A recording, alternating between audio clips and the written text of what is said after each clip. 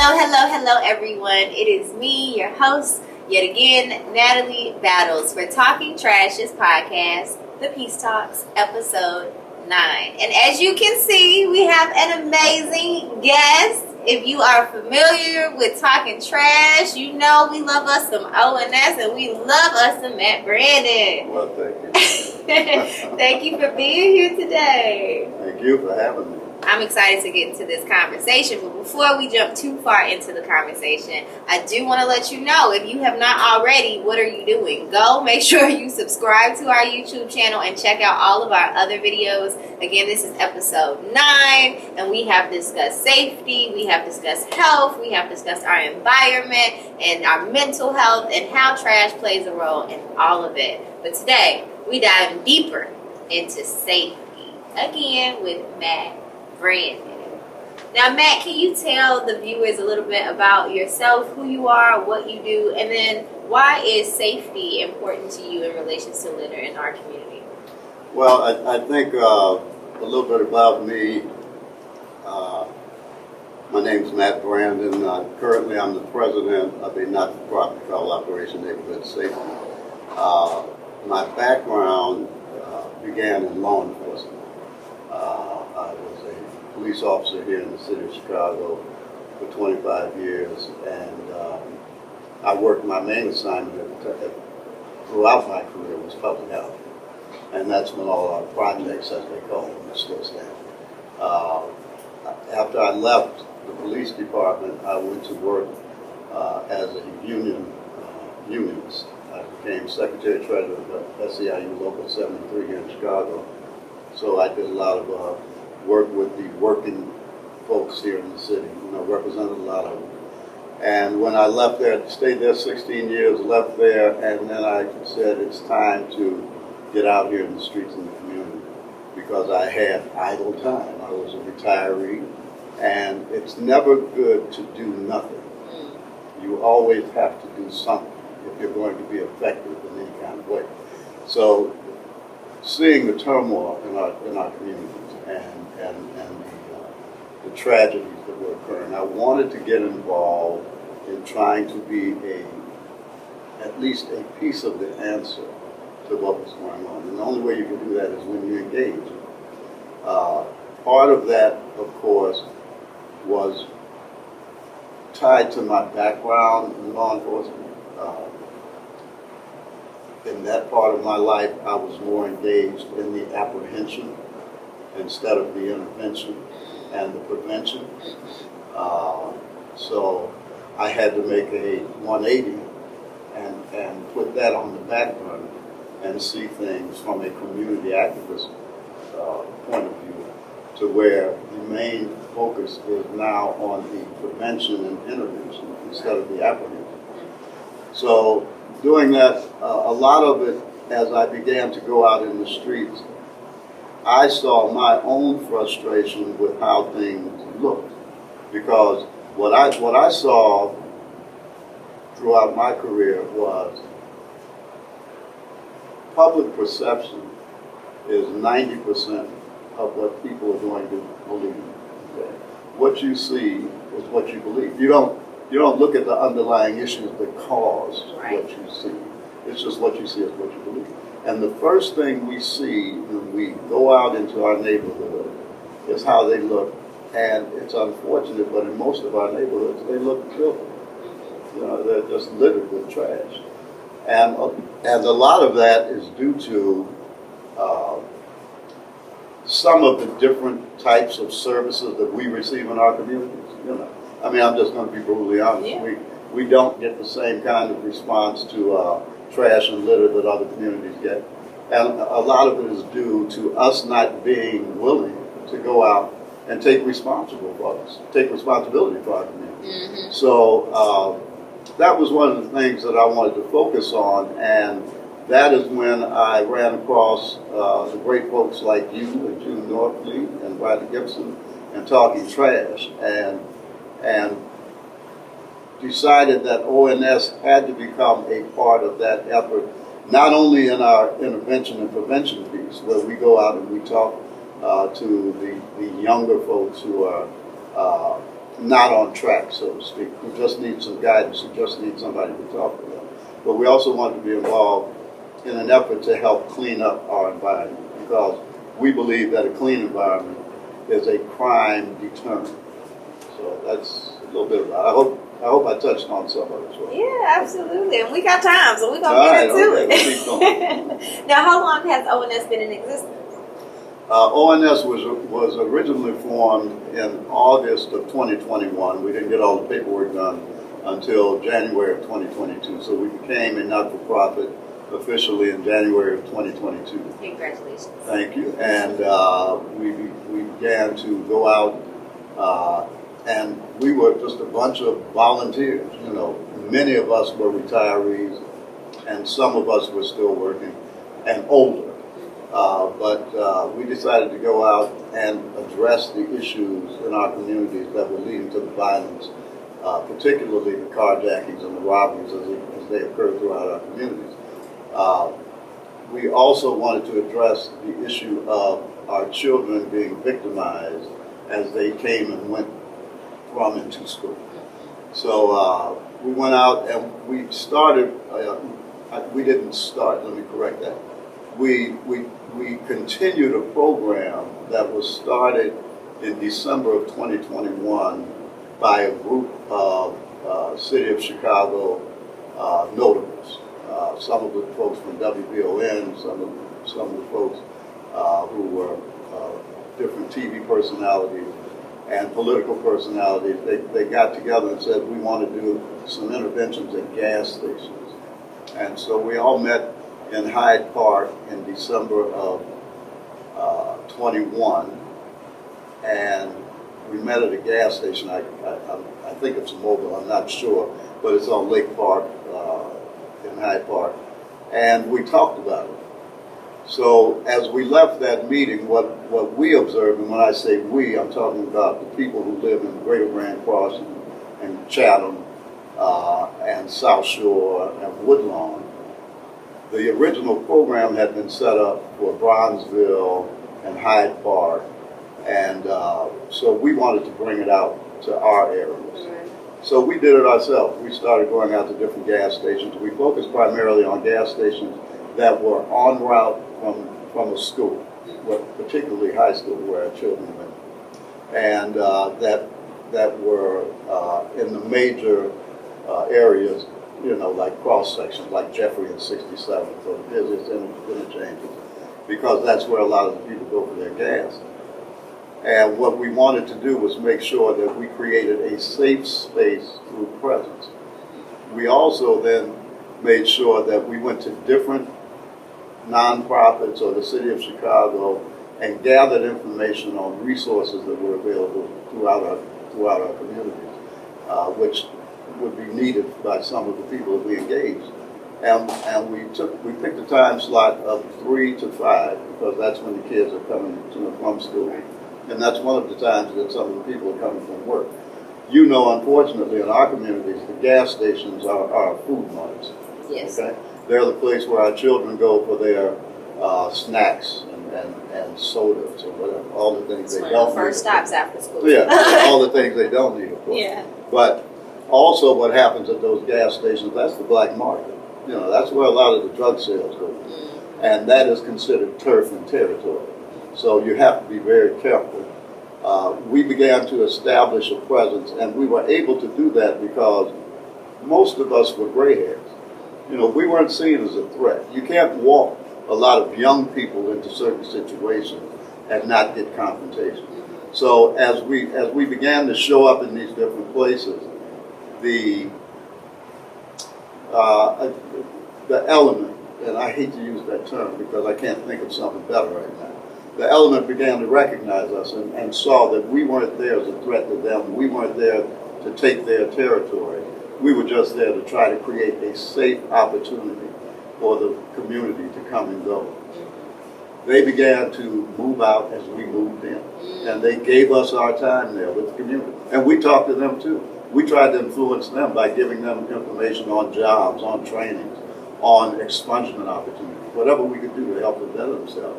And they began to appreciate it. You have to get out here and you have to engage. Yeah. You can't walk away. You can't just turn your back. Is everybody going to listen to you? No. Mm-hmm. But if you get one or two a day, that's you. Yeah. You know, that's a success.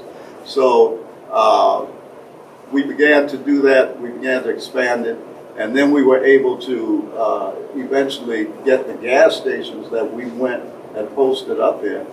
They began to donate to ONS. That's where we got our orange gear from. We have very hoodies. Nice shirts. Yeah, we got hoodies and different gear that we could wear to be uniform so that we were identifiable. One of the most important things is to make sure that your safety is not compromised because it's not understood who you are. So it's very important to be visible in uniform. And that's why we picked orange, we picked our colors, and now everybody who sees us know who we are. And they don't feel threatened by who we are. We created a relationship with the 3rd District and 6th District Police Departments, which are the districts that Greater Grand Crossing is encompassed in. And, so they work with us, we work with them. We do a lot of things besides the gas stations. We do prayer walks, we do cleanups. We work with our partner, Talking Trash, who is a member of ONS. We work with the Talking Trash on the cleanups, and we're out here. We do mentoring at Fall Revere School and Emmett Till, and we're out here trying to engage with our youth and with some of the older folks to make sure that they understand that there are opportunities that exist outside of the black market, so to speak. And there are opportunities that exist for us to show that we care about our community by just picking up a bottle or picking up a piece of paper off the ground. It makes a difference. It absolutely makes a difference. And one, thank you for what you do. Thank you for having the initiative. Like you said, you have to do something. A lot of times people sit around and complain about it, people will talk about it, people will be upset about it, but not often enough, right? Because there are people doing it. But I think the majority, we should say, okay, well, let's go change it. And then we would actually see the change in our communities. And so you are being that change in your community and gathering others to do the same. And then supporting others that want to start up and do the same, like Talking Trash and the other organizations that work underneath ONS. So thank you for being that pillar in your community and not being afraid. Because I think a lot of conversation comes around when it comes to the younger generation, drug dealers or people that may be involved in the black market, as you say, that they don't want to approach them. It's a fear of their safety, and it's community that I feel like these people crave the most. Right. Because a lot of times people turn to lives like that because they don't feel like they have resources or a community support or support in general. And so being that for them can absolutely change someone's life. If you walk up to them, hey, how you doing? You're not running from them. You're not looking at them with snares on your face, and you're giving them opportunities and resources. Absolutely, I believe that could change the minds and some hearts if they have someone that will support them. And as a community, we have to show up for our younger generation and give them alternatives and say, no matter what you're doing right now, you're okay, and we can support you, and you can always be better. No, well said. Our children, our youth have to know that we care. Mm-hmm. And the only way that they can ever know that is if we talk to them. Mm-hmm. I mean, the lost art of communications with our children, these social media tools that are out here, there's no one-on-one, face-to-face conversation. They text each other right next to each other. Absolutely. It's just amazing, So we're trying to grow. We're trying to become a little more media savvy with social media. But what we believe is that the very necessary process is one-on-one engagement, face-to-face talks. Looking somebody in the eye and telling them it's okay. There's other things available here. Or listening to their story and saying, I'm sorry, and then where you can, when you empathize, share your story. I wasn't destined to be a policeman. I was destined to be exactly like these kids out here in the street. But at some point in my life, there was an opportunity to take a turn, and I took that turn. And those are the stories that I share with them when I'm out there. I could have been you, you could be me. The only thing is, when you get to that point, you have to take the chance to make a change. And you can only do that with the engagement. And it definitely comes down to circumstances a lot Absolutely. of times. I think of the song, I can't remember the name of the song right now, but the Biggie Small song where he was talking about how he was selling drugs in front of the stores to try to feed his children. And people used to call police on him and now look at him, right? Because he had an opportunity to shift. And a lot of people don't see any other opportunity. So having close engagement and interaction with people that say, hey, I was where you were. Right. I could have been you. But I love how you said that, but you could also be me, just with a choice and a decision and an opportunity, and you taking advantage of that opportunity, and then showing them where those opportunities are. I think that's absolutely amazing. And when we talk about our safety, it is the younger people, unfortunately.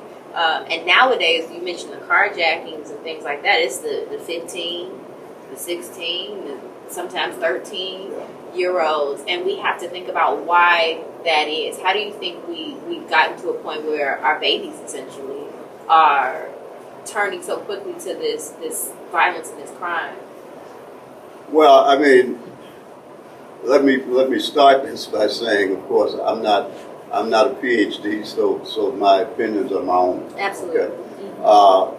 But one of the things that has occurred over the past few generations is that mothers and fathers have gotten younger. And mothers and fathers have become parents before they were grown, and they don't know how to parent. The schools, I think, are one of the first places of responsibility for helping make a difference in a child's life. You know, our school teachers, we have some great school teachers. You know, I don't want anybody to think that I'm dumping on our school teachers. I'm not. But we have to have school teachers in our schools who can identify with the classrooms that they teach. Okay. So we have to encourage more of our children, of our young people, to go back into education. You can only aspire to be like what you see. Okay. When I worked public housing, one of the things that I always noticed was, where was the neighbor going to look to aspire to a different condition? A lot of people don't know. There were places in public housing that you could eat off the floor. I've been to apartments where you could eat off the floor. But the tragedy of that was that the mothers, and most of the time it was single mothers, many times there were both parents in the home, but most of the time it was single mothers, and those mothers kept those children there like a mother hen, because the danger outside the doors was just too much. It was too overwhelming. So her part of what a real community was never seen. You know, the children who were out there who ran into a home that wasn't clean like it should be because maybe a parent didn't know how to clean. Maybe they'd never been taught how to clean. They never saw what community could really be. Right. So one of the things that was very important to me in this process, and when I talk about the process, I mean all the way from my first career to this volunteer engagement that I do, is that I make sure that people understand that because you're in a condition, it doesn't mean that you have to stay in that condition or that you have to let that condition stay the way it is. So the perfect kind of lead to all this is what Talking Trash does. You know, I'm so proud of you and June Norfleet and Rodney Gibson for putting this together, because you're actually giving information out to the public that they need to hear. You know, we want to make this podcast big enough so that when people look and they turn the podcast off, they open their blinds and look out their window, and if you see something out there, go outside and do something about it. Absolutely. You know, take the initiative to do something about it, because it's going to take each and every one of us doing a little bit of something to make the whole thing possible. So you know, it's crazy that way. I agree, though, that when it comes to our young people, they can only aspire to be what they see. That's right. And what they have access to. Because sometimes you may not see it in front of you, but you may be able to read it in a book, or you may be able to see it on a screen. but you have some type of interaction with it. But if you don't know it exists, an opportunity for you, then you don't know that you can have it. Or especially if you don't see anyone that looks like you doing the things, being the things, and accomplishing the things. And so I feel like we have left our children unattended. And I think that's why we are kind of in the situation that we're in. You mentioned parents getting younger. Now, I can't say that's just this generation because, you take it back, people was having children at 11 years old back in the day, and they had about 20 of them. What I do think is different outside of the age, though, is the society around them. So now it's the concept of wanting to be friends with your children. It's the concept of wanting and assuming that other people are going to raise your children. Like you mentioned, school. Absolutely, yes. School is a huge way that we can create impact and make a change. And if we look at other countries, specifically Asian culture, we got to look at how they school their children. They aren't actually teaching like math and reading and writing and arithmetic to their kids until they hit a certain age. That foundation of that child is being set first. Like, how do you take care of yourself? What's important? Culture, community. They're teaching these kids how to clean. They're teaching these kids how to take care of themselves. They're teaching these kids, these babies can cook full meals at 5 years old. Like, they're teaching them how to be a person first. And then you learn all the other things.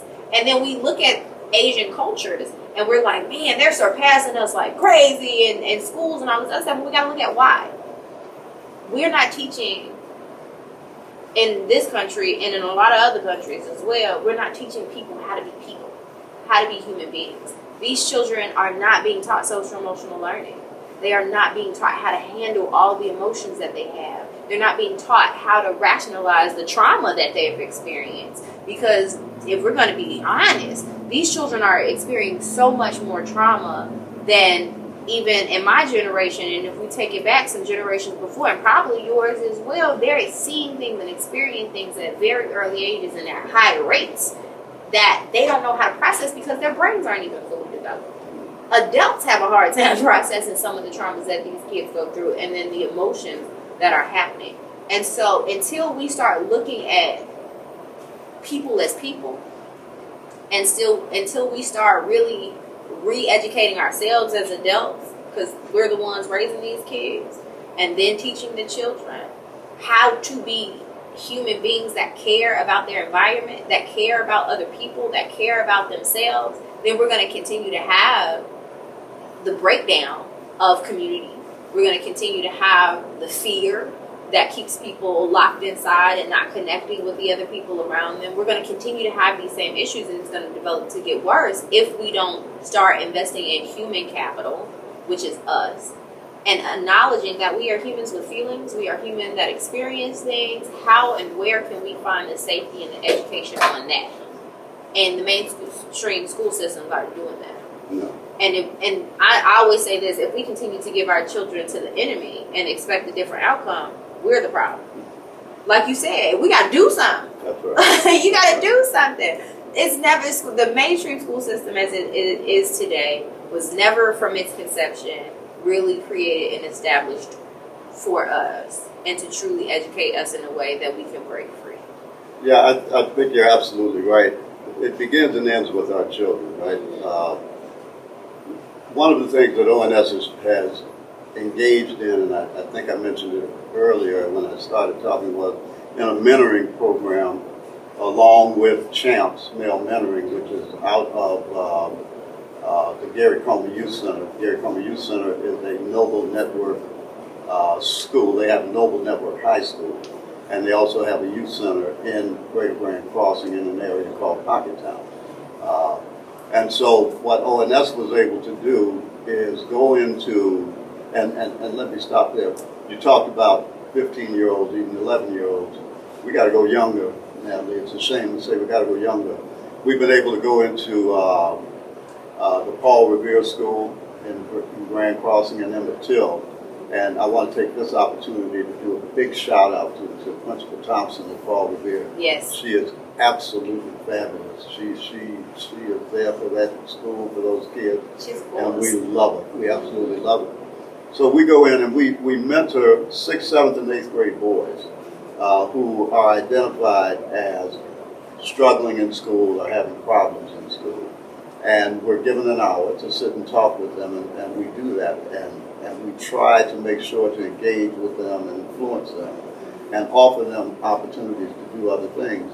So that's a huge part of what we need to do.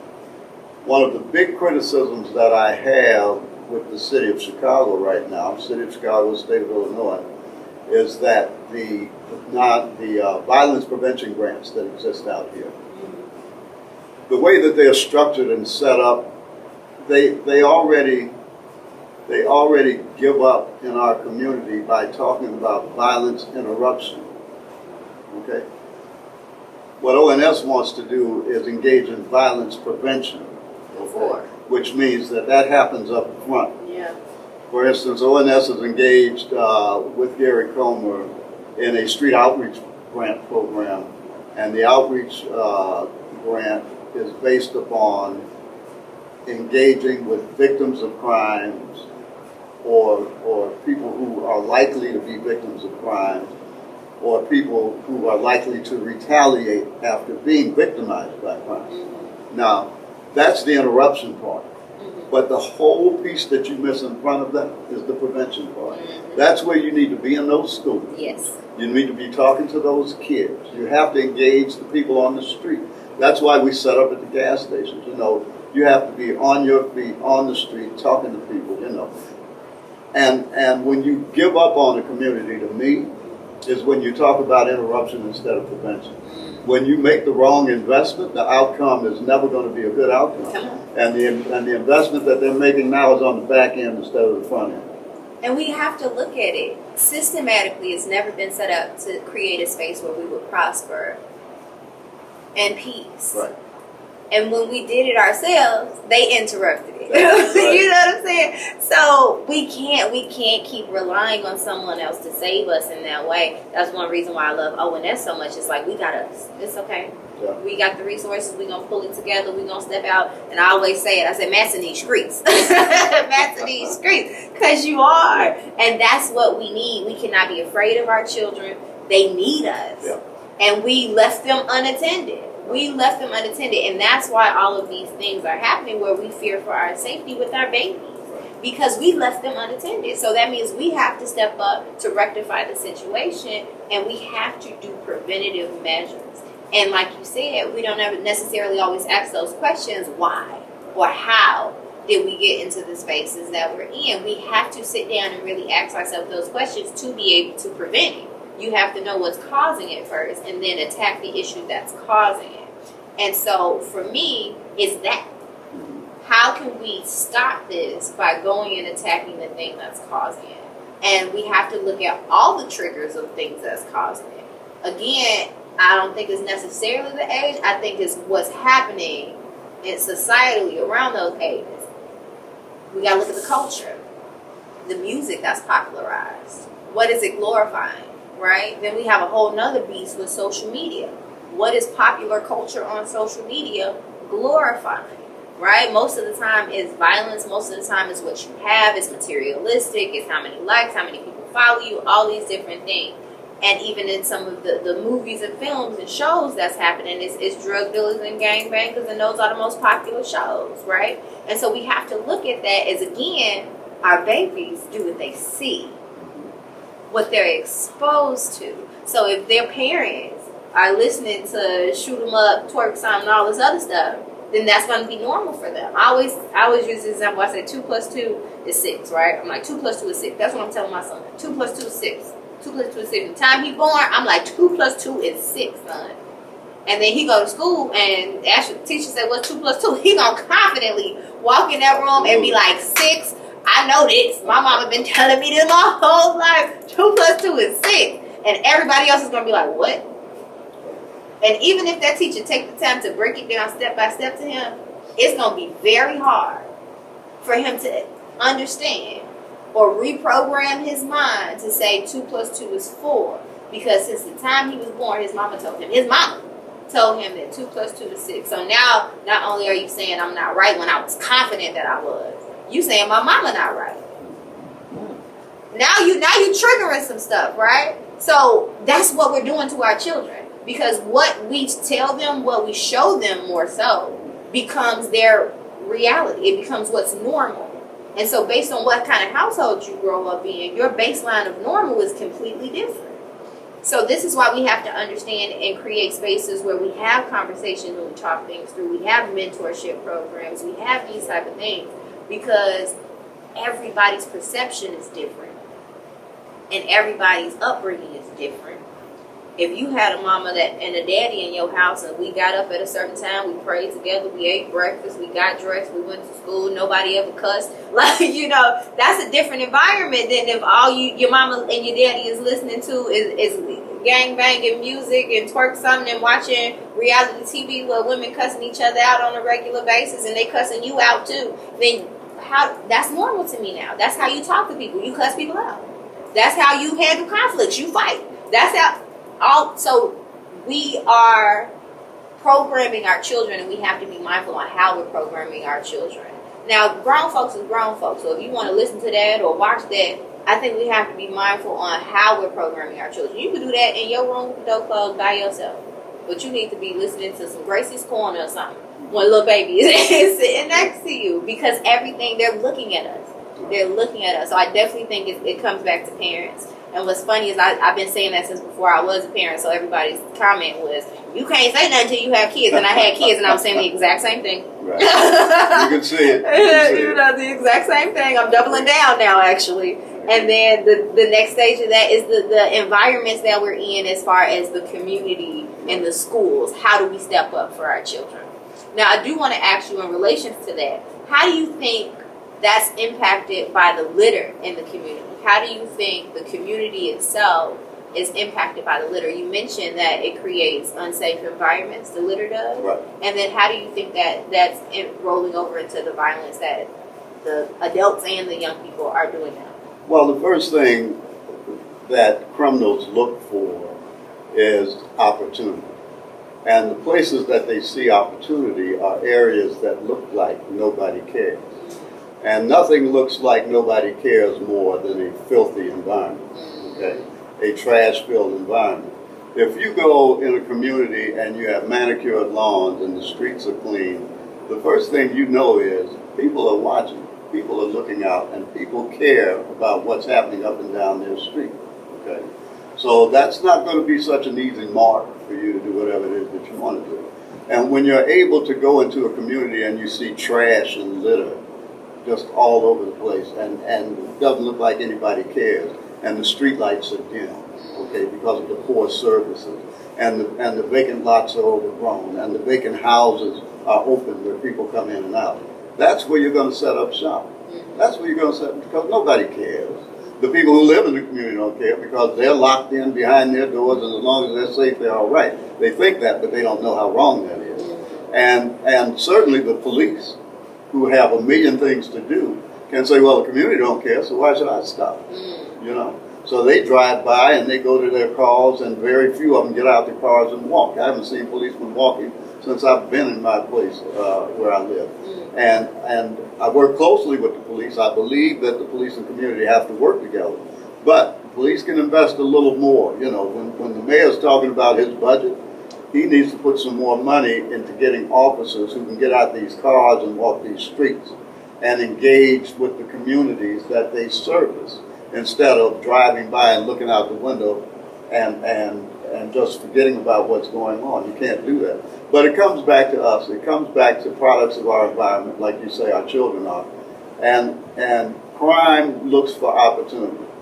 Opportunity is identified by being able to see spaces and places where there's a lot of trash, because nobody cares. Nobody cares about it. So you set up shop, you do your business there, and along with your business comes all the violence that surrounds that type of black market. So it's very important to have a clean environment to make sure that people understand that there are people watching. That's the main thing. People are watching.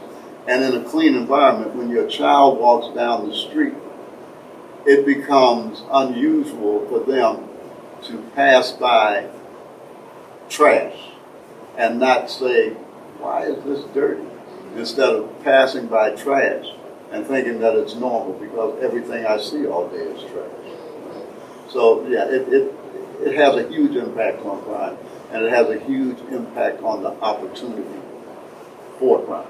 So if you're in an environment where there's excessive amount of trash and abandoned buildings and all of that, you're more likely to be in a community with high crime rates. Absolutely. But if you form a block club or a community organization, or just you and your family get out there and clean it up, you have a better chance of deterring the violence and the crime in the area. Well, yeah, and plus you have to hold these elected leaders, I use air quotes, leaders, responsible for what it is they're supposed to do.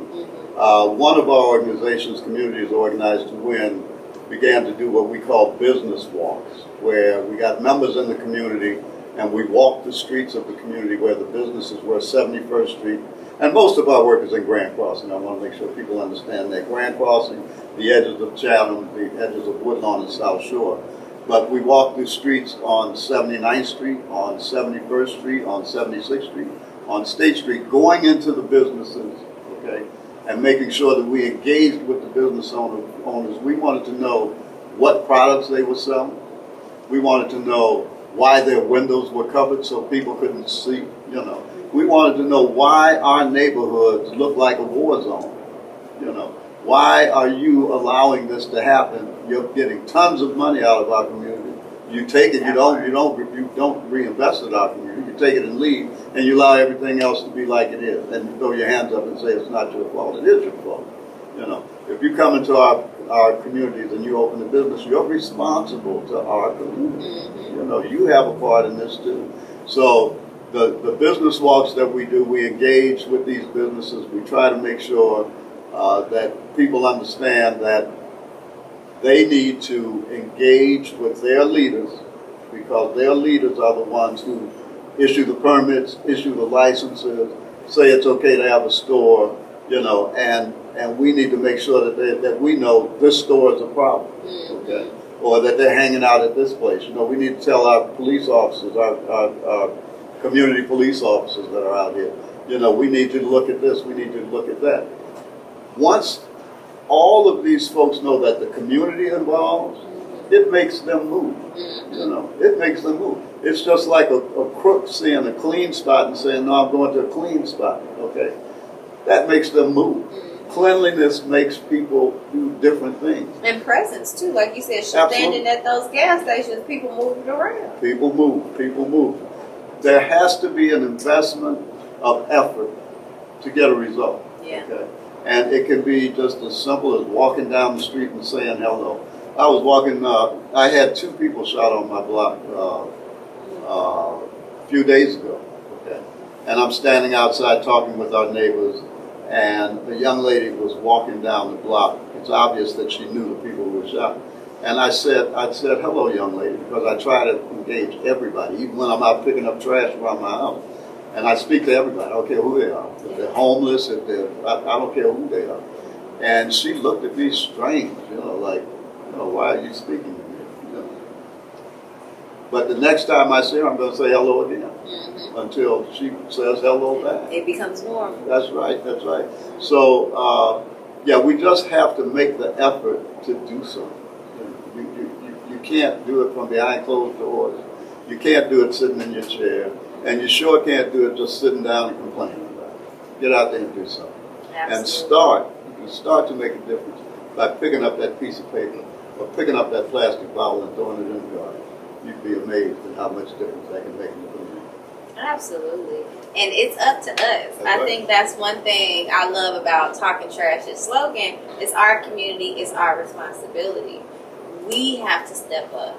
We have to do this, and we have to hold people accountable that are put in charge of doing it. Whether it's your alderman, whether it's the mayor, whether it's the president of the United States, whomever it may be, city council, okay. we have to step up and we have to make them move. If we are not collective, if we are silent, nothing will change. If there's a light out on your block and you just walk past it every day like, man, that light always out, I'm so tired of it. Did you call? Did you tell them? Did you call again? Did you send an email? Did you tell some of your neighbors to call? Like, we have the power and we give our power away. And for me, it always comes back to that. It will forever come back to that for me. We continuously give our power away. Right. Continuously. And doing things like this, creating opportunities like ONS and talking trash and being able to step up and mentor the youth and say what you need to say to these officials. I don't know if we're scared of them because we think they got power. We have the power. Right. We put these people in office. We have to make sure that we show up and we say enough is enough. You need to clean this block. Enough is enough. You need to make sure these lights are fixed. Enough is enough. You need to patrol these areas, whatever it may be. Once we take our voice back, once we take our power back and make sure that these things are done, we'll start to see a difference in our community. And when we start to pour back into our community and take our own responsibility and pick up that trash and teach people not to throw it down in the first place and teach and invest in our young people that they should invest in their community, then we'll really start to see that shift as we form our community again. Because that's the main thing. Again, people, like you said, people are shut behind their doors. People are scared. People are doing all these.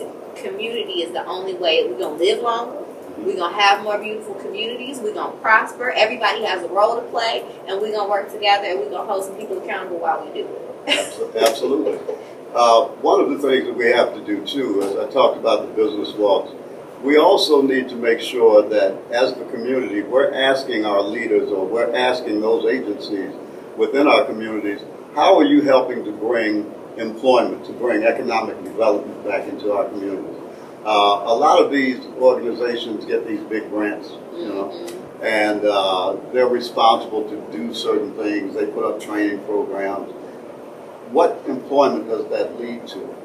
One of the things that's occurring... And is that employment the people in our community? Yeah, that's exactly. One of the things that's occurring in Greater Grand Crossing, there is a program called Exchange.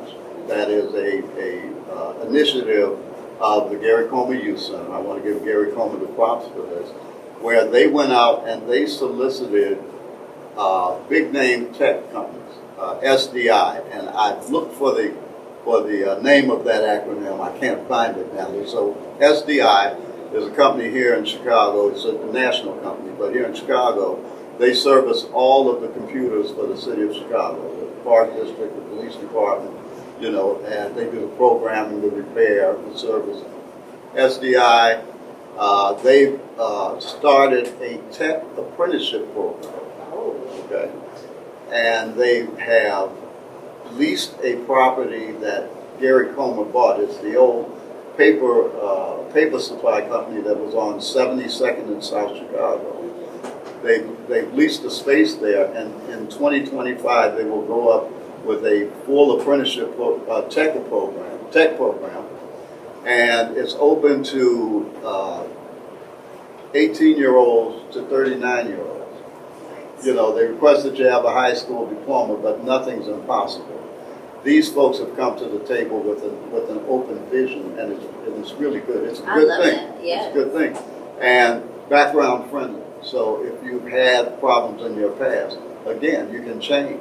You know, this is an opportunity to get to that fork in the road and take the right path. And I'm going to make sure that Talking Trash has this information to put up on the website or on the YouTube so that people can look into it. It's designed for Greater Grand Crossing, but it's not specific to the children of Greater Grand Crossing. Whoever, you know, we open it up whoever. And while I'm doing it, a shout out to the Chicago Mercantile Exchange, who has been in discussions about bringing a tech apprenticeship program. Allstate Insurance Company has been there. United Way is going to open up a call center in Greater Grand Crossing in that same space that SBI is using. They've leased a portion of that space, and that's coming soon. Some more jobs in the community. So we're out here. ONS has been brought to the table because Gary Comer recognizes ONS as a partner in Greater Grand Crossing because we're out here. You know, we take this information out to these streets. You know, everybody doesn't go to the computer. You know, everybody doesn't look for this type of information on Or their know where to look. Or know where to look. They're busy watching that twerking and listening to that music Exactly. you're talking about. So we try to tell them up front, here's something else you can do. So some exciting things happening in Greater Grand Crossing. We're making sure to get the information out on the street. We're gonna do better about getting it up on social media because we're a bunch of old folks, but we're trying to get younger. We're recruiting folks, and we're so glad that we got people like Talking Trash, you here, Natalie, and we want to make sure that this information gets out because it's very important. Jobs, economic development are key to us changing what's happening in our community. And when you relate that to safety, they go hand in hand. Absolutely. Because if there's jobs, if there's resources, if there's opportunities of abundance, the crime goes down. That's right. And we have to look at that too when we talk about preventative measures versus trying to do something on the back end. So, Matt, we're coming to a close. Wow. And this has been a great conversation. It go by fast, though. Yeah, it did. I appreciate you having me here. Oh, you're amazing, and we love you. So, really quickly before we go, is there any closing remarks or any information that you want to give to the audience, anything you have coming up, and then where can people get in contact with you and ONS? Okay. Yes. Matter of fact, coming up today between 3 and 5, in conjunction with Shiloh Seventh-day Adventist Church, there'll be a cleanup. Shiloh is feeding people. They have a setup for mental health resources. And they also, and Natalie, I talked to you earlier about this, they're going to have a setup where some of the homeless folks can take a hot shower. Now, I'm anxious to see how this works. Yeah. I'm believing it's there. Maybe it is at the church. I'm not sure.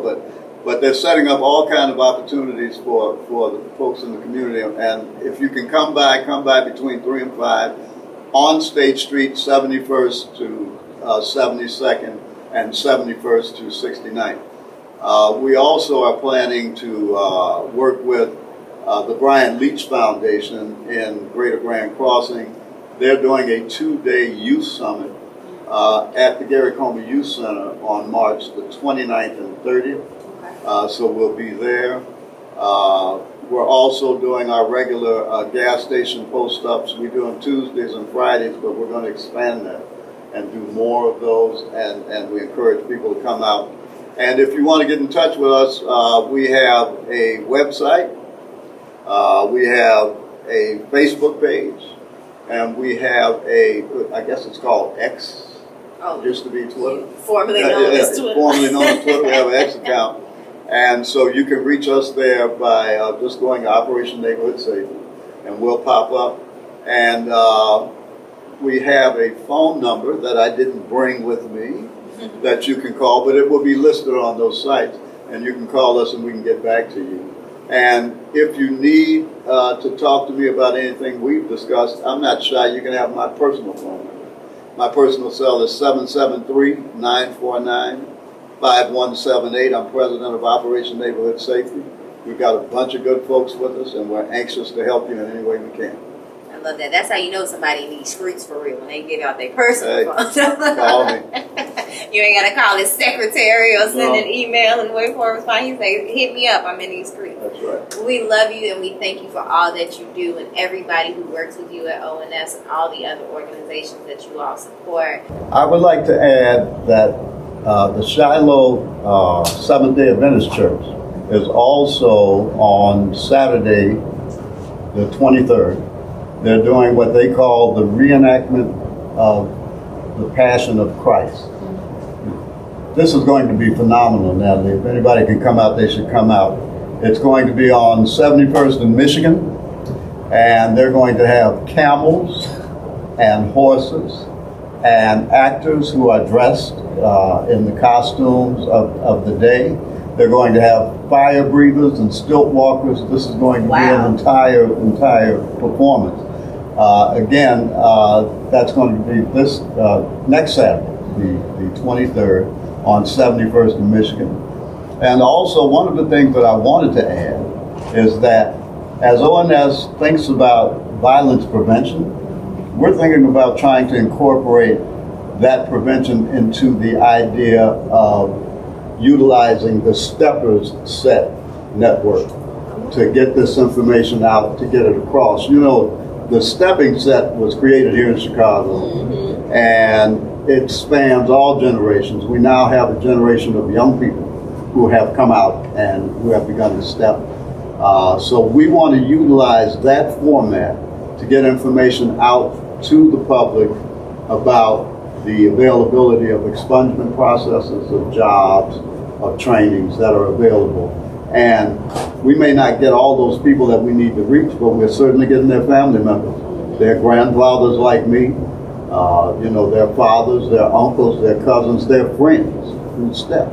They can take some of this information out back into the community and spread it around. So we're going to use that as an area of violence prevention also and see how that works. Absolutely. Thank you for sharing. Thank you. That definitely sounds like a performance too. That first, the Pepsi Prize reenactment. It's going to be good. I'll be there. I'll tell you. I was asked if I wanted to be involved as an actor. I told them no. I'll just clean up behind the cameras. Not behind the cameras. I'm gonna pick up a chair. I don't think I want to clean up behind the cameras. Hey, we have to keep our neighborhoods clean. Gotta keep it clean, though. Making some fertilizer or something. There you go. These plants we planting out here in these streets. Also, definitely a great idea. I feel like for the stepper set. I know a real quick story. A friend of mine, her grandmother used to learn all the steps. And so she knew the fence, she'd dip down and come back up. She knew all the steps. So we would always go to her house and have her teach us the steps. And this was like back in high school. So yes, absolutely. Use what you have to get out the information you need to get out. By the way, one other thing, real quick. I want to make sure that I acknowledge the effort by the Chicago Police Department 3rd District Commander Melvin Branch that was started by former Commander Roderick Watson of Together We Can. Together We Can is a program, it's a strategy that makes sure to involve the businesses in the district, the churches in the district, community activists in the district, in trying to address those issues that are problems in our community, the violence, the lack of work, the efforts in the schools. And Together We Can is that program that pulls it all together. It's a great program, and we want to thank CPD for their community involvement and engagement here in Greater Grand Coast. And thank you all for being here with us. Thank you for your support and staying tuned and making sure that you share this, because I know you will. You're going to take this, you're going to listen to it, you're going to say it's amazing, you're going to share with a friend, and we thank you for that too. Please share, please like and subscribe, and make sure people who need this information get this information. It is up to us to take our communities back and make sure that we make it the safe spaces that we deserve to live in. Take a page out of Matt Brandon's book, okay, and do it. Get out here, get in these streets, and make it happen. Again, it is our community, it's our responsibility, and we'll see you all next time. Woo! We got to come together, we got to become better, we got to find the difference like the change in the weather. We can't be flowing, dancing in the wind like we some feathers. I'm trying to build a couple homes so we can have some shelter, or maybe feed a couple people so they stomach better. I'm trying to build a nation that go through generations. You gotta have the patience, I wouldn't call it waiting, but honestly all my prodigies gon' be contemplating on ways to break through the curses that had our mamas aching and all our daddies bleeding. I'm trying to find a reason, but I ain't here for weeping, cause our community needs some unity and some peace. I'm trying to go ahead and slay through all our enemies. They trying to go ahead and shake up all our energy. I protect my enemies so my people enter me, learning from our pain and connecting all our synergy. Take your power back. We can't wait on nobody else to save us. We can and will save us. We got everything we need. Our community, our responsibility.